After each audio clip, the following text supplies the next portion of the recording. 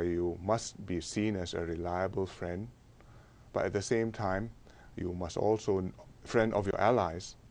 But at the same time, you must know which are the issues which are red lines, and if you want to cross them, do not do so without thinking about it. The consequences of. Yes. Yeah. So, and China came to this summit, and people were pleased by that because there was a feeling right before that they were sort of being more aggressive and in a sense, less friendly to the United States. I think that they are trying to calibrate their position because having emerged in the world and become economically much more powerful than before and influential with friends and connections all over the world, Deng Xiaoping's old dictum, to hide your light under a bushel and go quietly into the world, it still applies, but they're trying to figure out how to apply it. And because their light is so much brighter today. Well, because now when they move, they can no longer just move as a small country. It affects the whole system.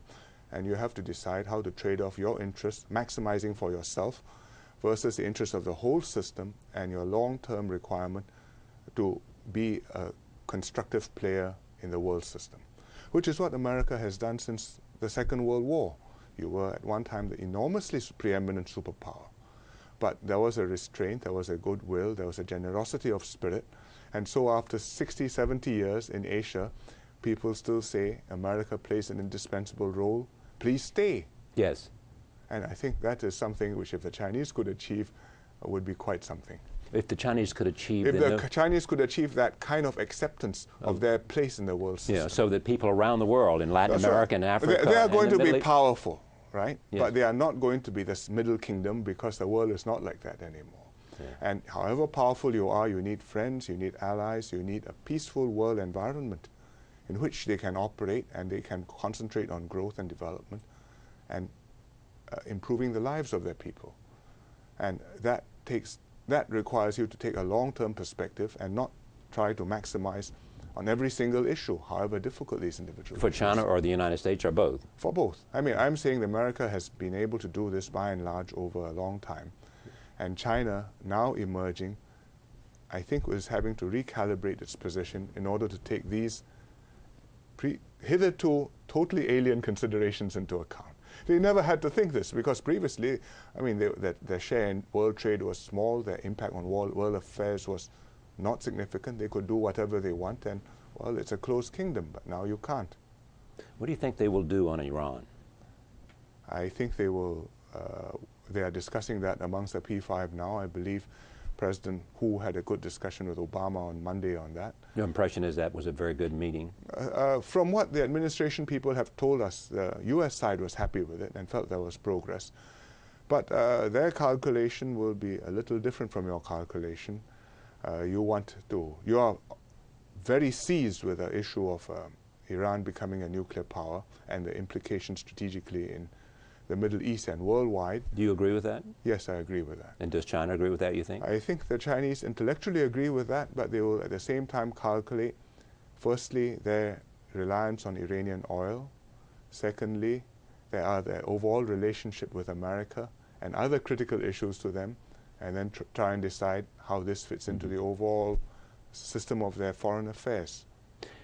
China's also experiencing, each leadership level, each time they have a next leadership decade, they seem to be different, and give us a sense, because you represent that in Singapore, how the upcoming generation of Chinese leaders and other Asian leaders are different from those they succeeded. This current generation, the generation before this, experienced the Second World War and the Japanese invasion and occupation of China.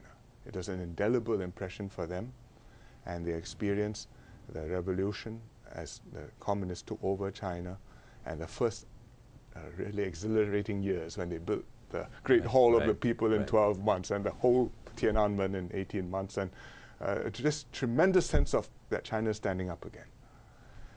The current generation of leaders experience a cultural revolution. They know what a mess China can be if it's mismanaged, and how important it is that China get its act together, what challenges China faces internally, and how important it is for China to grow and improve the lives of its people. and to continue to do this for another generation at least.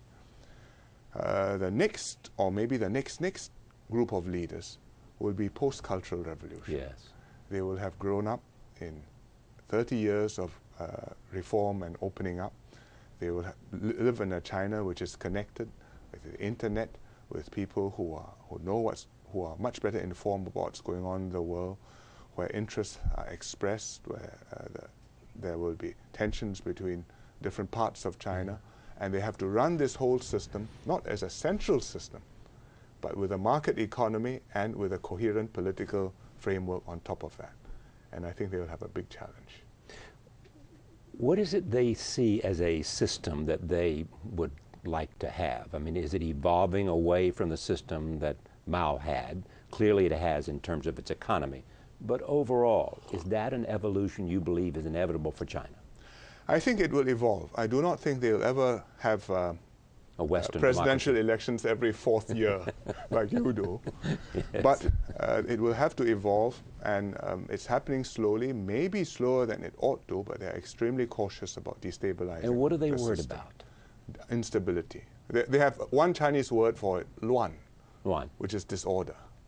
And they've seen the Cultural Revolution, and they don't want to go back And then they there. saw Tiananmen.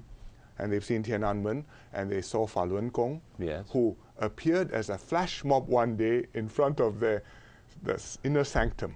And that was the first they ever heard of Falun Gong. And that scared the daylights out of them.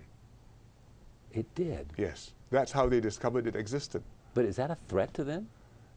When they discovered who was in the Falun Gong and how many of the senior officials had joined this secret group, They were what? they were really were- shaken. Yeah. And so therefore they have, So they are concerned about disorder, but at the same time, I think they know that they have to allow for people to be engaged in the system and to make able Chinese feel that this is a system which reflects their interests and their aspirations and which they have some say over. You may not vote for the president, but if you are a person with ideas and whose views are relevant, they ought to carry weight and should be expressed somewhere in your system, in your policies and outcomes.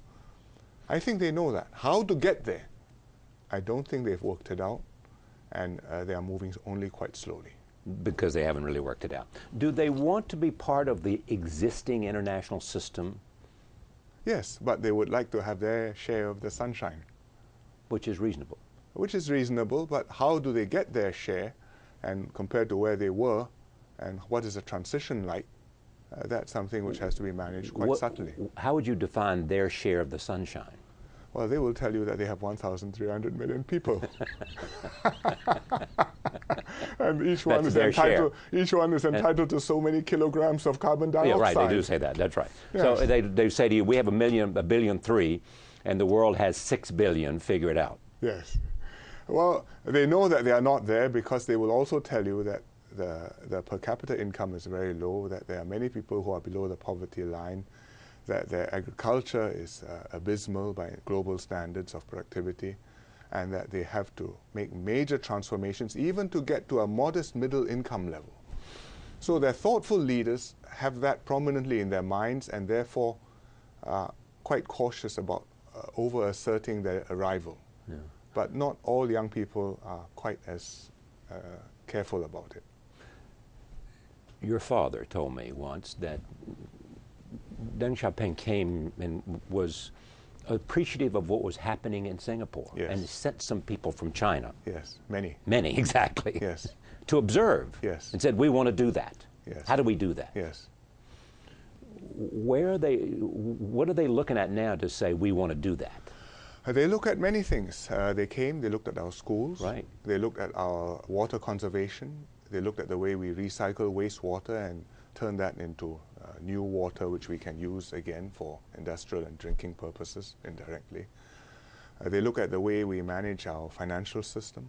They look at the way we manage our housing.